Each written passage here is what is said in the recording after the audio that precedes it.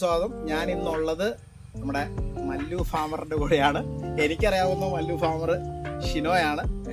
നേരത്തെ എനിക്ക് വർഷങ്ങളായിട്ട് പരിചയമുള്ള ആളാണ്. അപ്പം ഇവിടെ ഒരു ഡ്രിപ്പ് ഇറിഗേഷൻ്റെ ആവശ്യങ്ങളായിട്ട് പുള്ളിയുടെ തോട്ടത്തിൽ, ഇപ്പോൾ ഈ തോട്ടത്തിലാണെങ്കിൽ റംബൂട്ടാൻ നിറഞ്ഞ റംബൂട്ടാനുണ്ട്, അവക്കാഡോ ഉണ്ട്, അബിയു ഉണ്ട്, എല്ലാ പ്ലാന്റ്സുള്ള അടിപൊളി ഒരു ചെറിയ നേഴ്സറി ഉണ്ട്. ഇദ്ദേഹം ബാക്ക് ടു ഫാമിലെ രാജു ചേട്ടനെ എനിക്കൊരു 10 വർഷമായിട്ട് അറിയാം. അപ്പോൾ ഇദ്ദേഹം ഡ്രയറുകൾ ഉണ്ടാക്കുന്നതിലും ഡ്രിപ്പ് ഇറിഗേഷൻ സെറ്റ് ചെയ്യുന്നതിലും ഒക്കെ ഒരു വിദഗ്ധനാണ്. അപ്പോൾ റീസെന്റ് ആയിട്ട് ധാരാളം ജാതിക്ക ഉണക്കുന്ന ഡ്രയറുകൾ അദ്ദേഹം ഡെവലപ്പ് ചെയ്ത് നന്നായിട്ട് ആളുകൾ ഉപയോഗിക്കുന്നതായിട്ടും നല്ല ഫീഡ്ബാക്ക് ഞാൻ കേട്ടു.